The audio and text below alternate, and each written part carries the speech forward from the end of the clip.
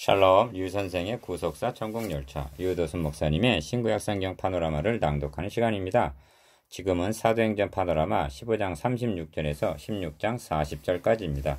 제2차 세계선교.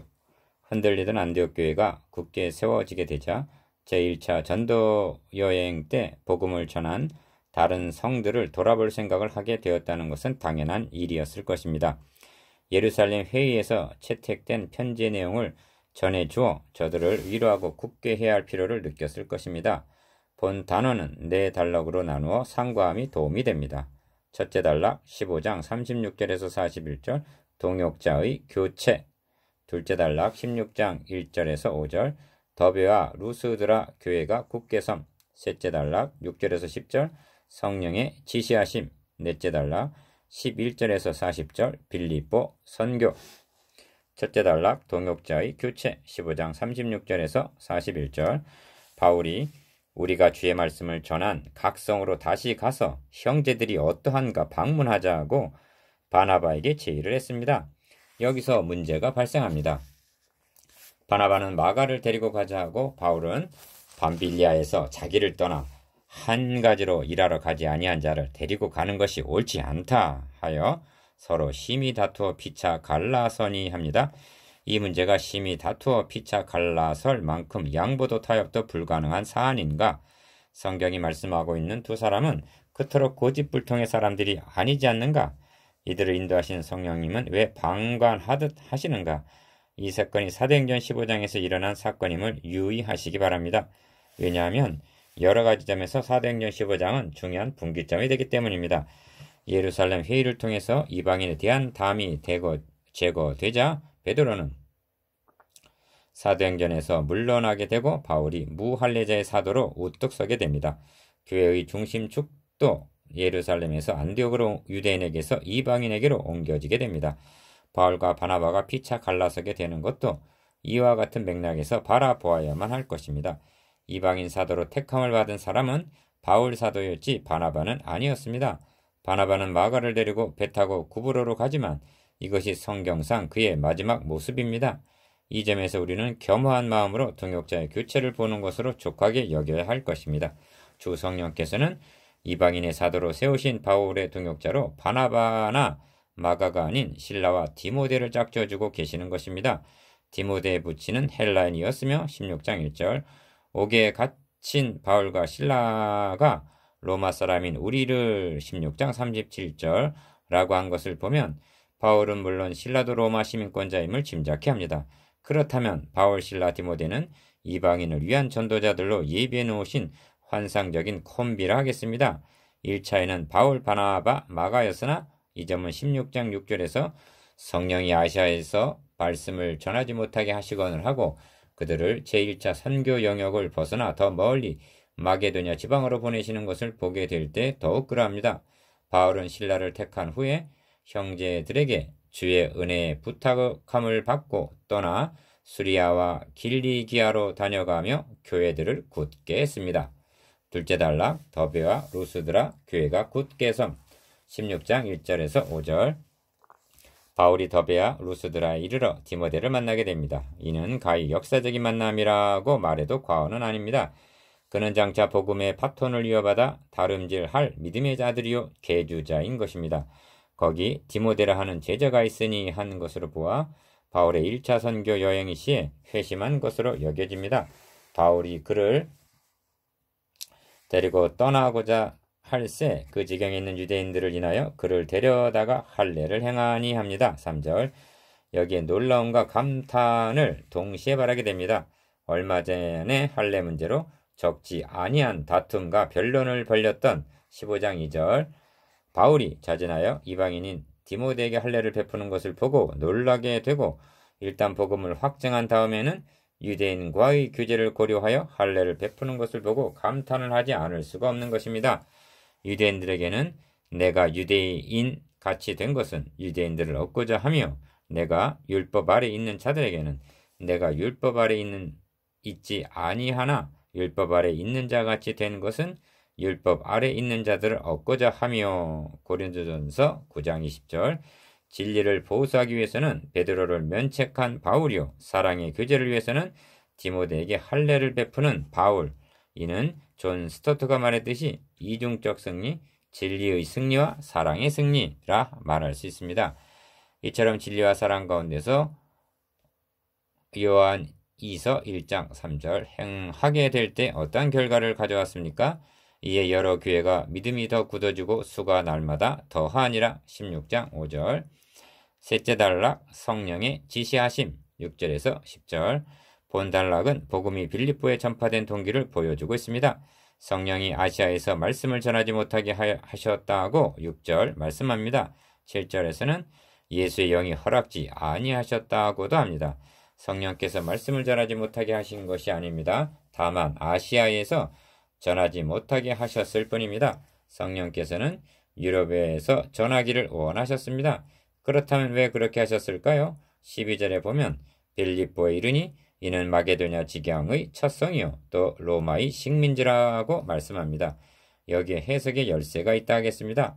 밤의 환상이 바울에게 보이니 마게도냐 사람 하나가 서서 그에게 청하여 가로되 마게도냐로 건너와서 우리를 도우라고 합니다. 바울은 이는 하나님이 저 사람들에게 복음을 전하라고 우리를 부르신 줄로 인정. 10절 즉 결론에 도달하게 되었다는 것입니다. 그렇다면 성령께서 세계 선교의 방향을 아시아에서 왜 유럽으로 돌리셨는가? 그것은 사도행전 즉 성령 행전이 어떻게 끝나고 있는가를 보면 알 수가 있습니다. 바울이 로마에 상륙하여 담대히 하나님 나라를 전파하며 주 예수 그리스도께 관한 것을 가르치되 그 많은 사람이 없었더라 하고 끝을 맺고 있습니다. 주 성령께서는 당시의 세계 중심이었던 로마를 공략하기를 원하셨던 것입니다. 여기에는 더 원대한 구속사적 의도가 함축되어 있다 하겠습니다. 다니엘의 신상을 통하여 계시하신 예언은 정금 머리 후에 은 가슴이 일어나고 놋 배 후에 철다리가 일어날 것을 보여주고 있습니다. 이는 바벨론과 바사와 헬라와 로마를 상징하고 있습니다. 그리고 사람의 손으로 하지 아니하고 뜨인 돌이 신상의 철과 진흙의 발을 쳐서 부서뜨림에 다 부서져 여름 타작마당의 겨같이 되어 바람에 불려간 곳이 없었고 우상을 친 돌은 태산을 이루어 온 세계에 가득하였나이다 하고 말씀합니다. 다니엘서 2장 35절. 그리고 해석하기를 이 열왕의 때에 하늘의 하나님이 한 나라를 세우시리니 이것은 영원히 망하지도 아니할 것이요 그 국권이 다른 백성에게로 돌아가지도 아니할 것이요 도리어 이 모든 나라를 쳐서 멸하고 영원히 설 것이라고 말씀합니다. 다니엘서 2장 44절. 성경이 말씀하고 있는 예언이란 앞으로 되어질 일을 미리 말하는 그런 것이 아닙니다. 하나님은 역사의 주관자이십니다. 그러므로 성경의 예언이란 하나님께서 앞으로 이루어 나가실 것을 미리 보여주시는 것입니다. 이제 주 성령께서는 정확하게 이 일을 성취해 나가고 계시는 것입니다. 로마를 정복케 하심으로 우상을 친 돌은 태산을 이루어 온 세계에 가득하였나이다. 즉 천국 복음이 온 땅에 가득하게 하시려는 것입니다. 바울은 신상의 다리 부분을 칠 산돌이신 그리스도의 복음을 가지고 로마를 향하여 첫 발을 내딛고 있는 것입니다.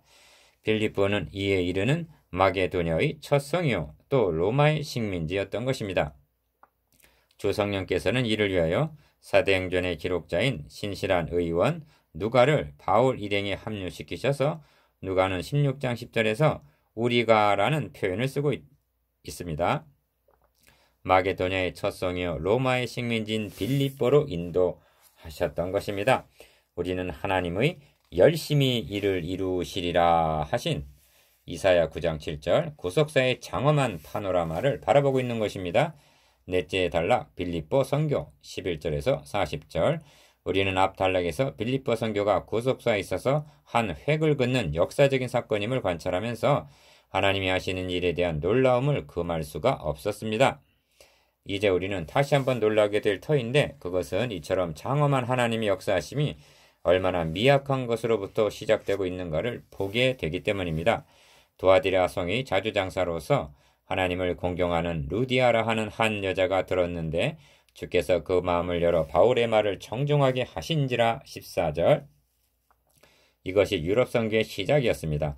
빌립보의 당도한 하나님의 사신들은 머리 둘 곳이 없었습니다. 회당도 없었고 안식일에 우리가 기도처가 있는가 하여 문 밖 강가에 나가 거기 앉아서 모인 여자들에게 말하더니 13절 주 성령께서 루디아라 하는 교두보를 마련하여 주신 것입니다. 이 점에서 우리는 베드로가 고넬료의 가정에 보냄을 받고 내가 참으로 하나님은 사람의 외모를 취하지 아니하시고 각 나라 중 하나님을 경외하며 의를 행하는 사람은 받으시는 줄 깨달았도다 하고 10장 34절에서 35절 고백한 말을 상기하게 됩니다. 고넬료는 경건하여 하나님을 경외하는 자였습니다. 루디아를 가리켜 하나님을 공경하는 루디아라는 말을 듣게 되기 때문입니다. 주께서 그 마음을 열어 바울의 말을 청종하게 하셨습니다. 바울은 말씀을 전하고 주 성령께서는 마음을 열어 청종하게 하셨습니다. 이것이 하나님과 함께 일하는 구원 사역입니다. 고린도 후서 6장 1절 주 성령께서는 바울이 증거하는 말씀과 함께 역사하셔서 그녀를 거듭나게 하시고 믿음을 심으셨습니다.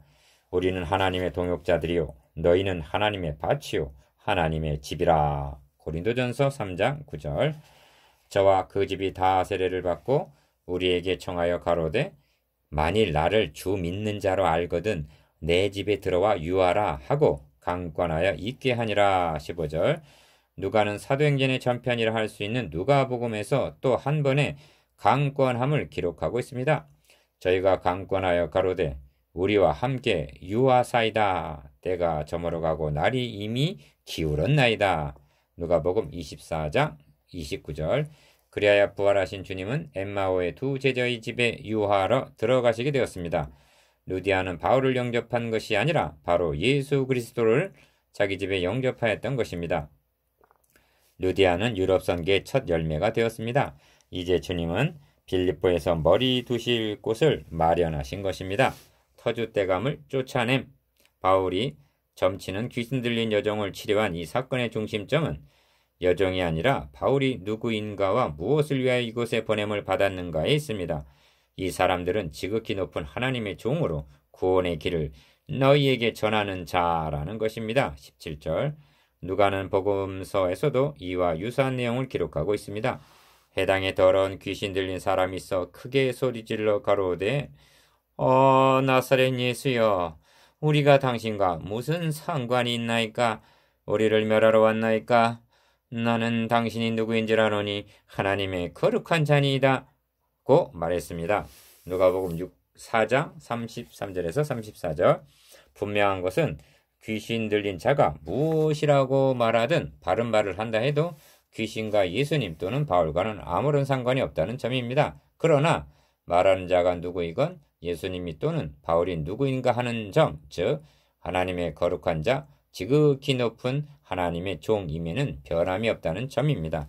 그 귀신에게 이르되 예수 그리스도의 이름으로 내가 너에게 명하노니 그에게서 나오라 하니 귀신이 즉시 나오니라. 18절 성경은 귀신이 나간 그 여종의 그 이후의 행적에 대해서는 침묵하고 있습니다. 다만 누가가 복음서에서 귀신 나간 사람이 옷을 입고 정신이 온전하여 예수의 발 아래 앉은 것을 보고 두려워하거늘 이라고 누가복음 8장 35절 기록한 말씀에 의거하여 그도 빌립보 교회의 일원이 되었을 것이라는 추론을 할 뿐입니다. 아름다운 교제가 있는 빌립보 교회 종의 주인들은 자기 이익의 소망이 끊어진 것을 보고 19절 바울과 실라를 잡아가지고 관원들에게 끌고 갔다고 말씀합니다. 여종은 저물어 그 주인들을 크게 이해하게 하는 자였다고 16절 말씀합니다. 여기에 사신 우상을 섬기는 자들의 특성이 있습니다.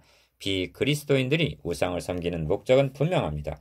그를 통해서 이의를 얻고자 하는 데 있습니다. 예수를 믿노라고 하면서도 만에 하나 예수 믿는 목적을 자신의 이의를 얻으려는 데 두고 있다면 바울이 훗날 빌립보 교회에 보낸 서신에서 내가 여러 번 너에게 말하였거니와 이제도 눈물을 흘리며 말하노니 여러 사람들이 그리스도 십자가의 원수로 행하느니라.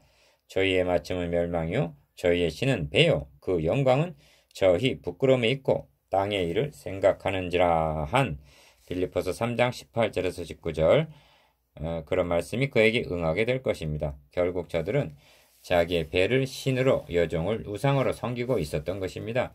여종은 저들 주인의 종이었으나 저들 주인들은 사탄의 종들이었던 것입니다. 그러므로 점하는 귀신을 내어 쫓는 사건은 빌립보 사람들이 섬기고 있던 신과의 대결에서 승리했다는 상징적인 의미가 있는 것입니다. 사탄은 반격했습니다. 성령께서 마게도냐로 보내신 사신들을 많이 친 후에 깊은 오기에 가두고 그 발을 착고에 든든히 채웠습니다. 지극히 높은 하나님의 종들은 빌립보 옥중에 갇히게 된 것입니다. 그러나 바울과 실라는 낙심하기는커녕 기도하고 하나님을 찬미했습니다. 훗날 바울은 로마 옥중에서 이렇게 말씀합니다. 복음을 인하여 내가 죄인과 같이 매이는 데까지 고난을 받았으나 하나님의 말씀은 매이지 아니하니라. 디모데후서 2장 9절. 이러보건대 저들은 바울을 가둔 것이 아니었습니다. 하나님의 말씀을 가두려 한 것입니다. 그러므로 이에 호련히 큰 지진이 나서 옥토가 움직이고 문이 곧 다 열리며 모든 사람의 매인 것이 다 벗어진지라 한 26절 사건을 자연 발생적으로 볼 것이 아니라 비상섭리로 기사이죠. 보아야만 할 것입니다. 이 표적은 결박하여 오기에 가둘 줄로 여겼던 하나님의 말씀은 결코 매이지 아니함을 보여주는 표적이었던 것입니다. 주 성령께서는 이 사건을 통하여 간수일가를 구원하시려는 섭리가 있으셨던 것입니다. 선생들아, 내가 어떻게 하여야 구원을 얻으리까? 주 예수를 믿으라. 그리하면 너와 너의 집이 구원을 얻으리라. 옥사장도 루디아가 내 집에 들어와 유하라고 강권한 것처럼 바울 일행을 데리고 자기 집에 올라가서 음식을 차려주고 대접했다는 아름다운 섬김을 보게 됩니다. 34절. 이 점은 하나님께서 빌립보 교회에 주신 은사로 여겨집니다. 빌립보 사람들아, 너희도 알거니와 복음의 시초에 내가 마게도냐를 떠날 때 주고받는 내 일에 참여한 교회가 너희 외에 아무도 없었느니라. 데살로니가 있을 때에도 너희가 한 번 두 번 나있을 것을 보내었도다 하고 빌립보서 4장 15절에서 16절. 바울은 로마 옥중에서 회상합니다. 자주 장사 루디아와 점하는 귀신 들렸던 여종과 빌립보 옥사장 이들의 부르심과 구원은 각기 다른 방법에 의하여 개별적으로 이루어졌습니다. 우리가 명심해야 할 점은 구원은 개별적으로 주어지지만 일단 구원을 얻고 난 후에는 더 이상 개인이 아니요 주님의 몸된 교회의 지체가 된다는 점입니다. 이들은 빌립보 교회의 설립 멤버가 된 것입니다. 두 사람이 옥에서 나가 루디아의 집에 들어가서 형제들을 만나보고 위로하고 가니라. 40절. 주목하십시오. 바울이 옥에서 나와 찾아가고 만난 것은 다른 사람들이 아닌 형제들이었습니다. 참고 12장 11절에서 12절. 이렇게 해서 빌립보 선교는 이루어졌으며 그리스도 예수 안에서 빌립보에 사는 모든 성도들의 빌립보서 1장 1절 공동체인 빌립보 교회는 세워지게 된 것입니다.